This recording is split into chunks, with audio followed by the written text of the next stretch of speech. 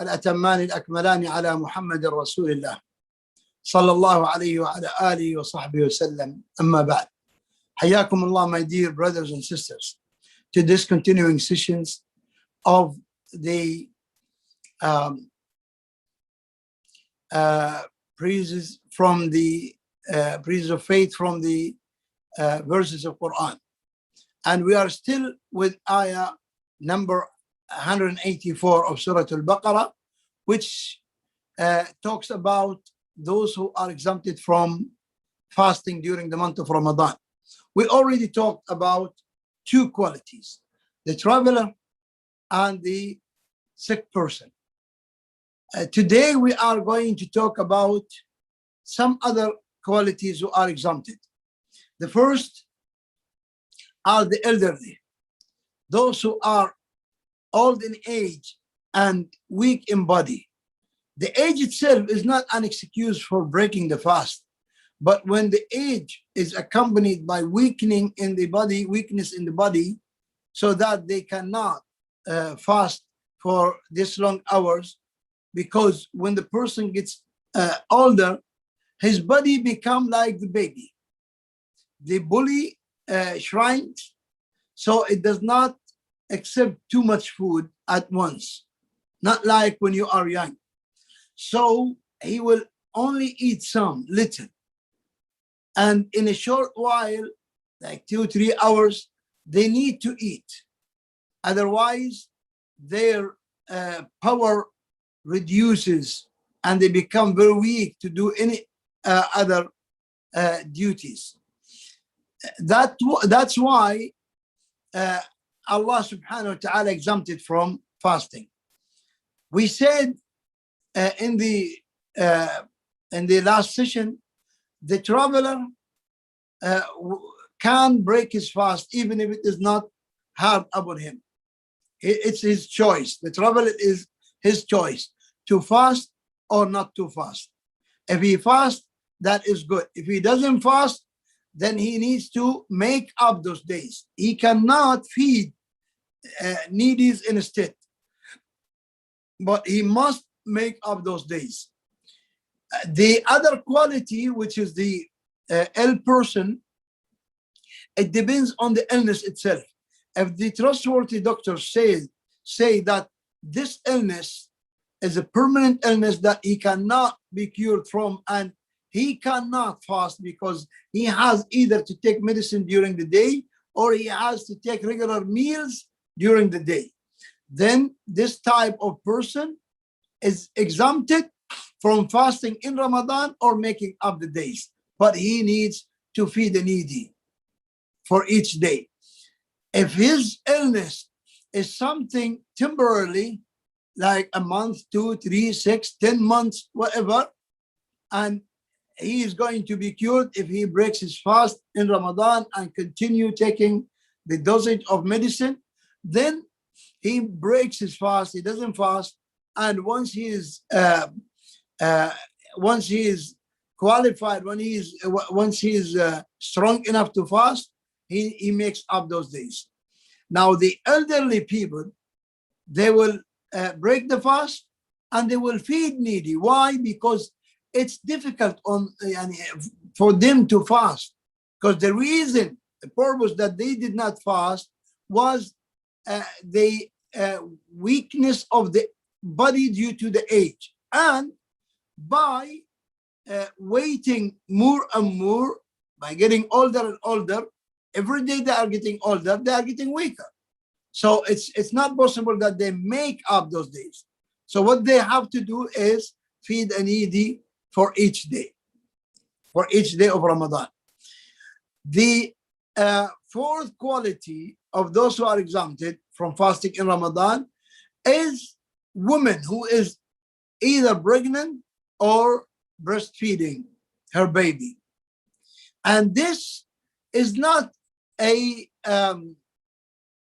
strong reason for them to break the fast. It's not because of pregnancy they break the fast. It's not because of breastfeeding they break the fast. No.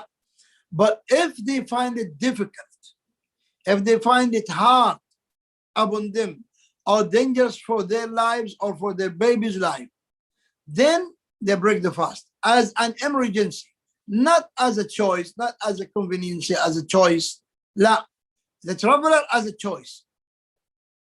But the woman who is pregnant or woman who is breastfeeding, it's not a choice. Because of this situation, they can't break the fast. La, it is because the hardship, yes, they can break the fast. And the ulama had differed upon what they have to do after, because of this. Some ulama said they have to make up those days and nothing else. Some says they have to feed a needy and nothing else. And some said it depends. If they broke the fast because of their own health, then they are treated like a sick person. Once they pass this period, they make up those days. And if they break the fast because of the baby, to defend the baby, then, or to support the baby, then they need to make up the days and feed a needy. And to be honest, the most appropriate opinion, which the proofs and evidences support, is that what Abdullah ibn Umar and Abu Hurairah radiallahu anhuma say, that it is allowed, it is permitted for the woman who is pregnant or breastfeeding, whenever they find it difficult to continue their fast, to break the fast and feed a needy for each day. And that's it. Nothing upon them. Because when you look to it, the woman who is pregnant, she will take some time to give birth and then she will breastfeed. So the hardship is continuing and it will take long period, and maybe another Ramadan comes while she cannot make it up. And then we cannot say to her that you have to make up 2 months of fast. That's difficult. And Allah subhanahu wa ta'ala in the ayat of siyam, of fasting, as we are going to see in the next episode, He said, يُرِيدُ اللَّهُ بِكُمُ الْيُسْرَ وَلَا يُرِيدُ بِكُمُ الْعُسْرَ. Allah wills ease for you. Allah doesn't will difficulties for you. So where is the ease if we tell them, even if it is accumulated year after year, you still have to make them up? That's hard for them. It wasn't because they were careless. No, it was because they were in a hard situation, so they could not fast. Then that allows them to break the fast and feed a needy for each day. These are the other two qualities, or three, if you would say. There is one last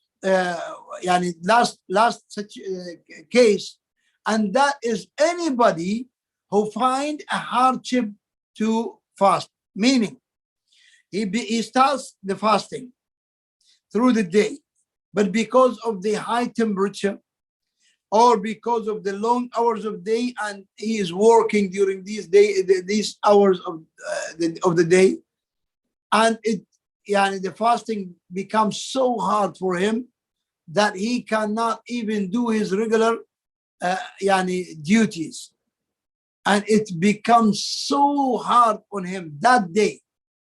So then he can break the fast. So that means he has to start the fast every single day of Ramadan, and he does not begin the day by breaking the fast, assuming that he will be in hardship. La, even if yesterday he had experience from yesterday that it was difficult, it is not necessarily that today it would be difficult too. So today he has to fast until it becomes so difficult for him to continue. Then he breaks his fast. Exactly like the firefighter, the fireman. If there is a fire in the building and he is fasting and his energy is not so enough to go inside the building and fight the fire and rescue the people inside. Yani, if his energy is not that enough, so he is then allowed to break his fast and do this duty, because this is to protect others and properties. Same thing, if a person by the sea or by a swimming pool or something like that, and someone is drowning and he is fasting and weak, he cannot go there and rescue him, then he can break the fast and rescue him and make up this day, him and the firefighter. Same thing with the doctor who needs to do operation long hours, and it's hard on him. He should continue his fast until the moment that he finds it very hard to focus or concentrate or continue. Then he breaks his fast. Why is that? These are not general exemptions, but these we call it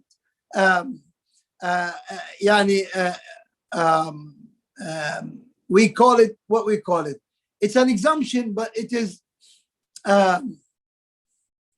necessity exemptions. Necessity based on the hardship or the condition of that moment, not based on assuming that it's going to be hard. Why? There is a principle in usul al-fiqh says al-mashaqqatu tajlibu al-taysir.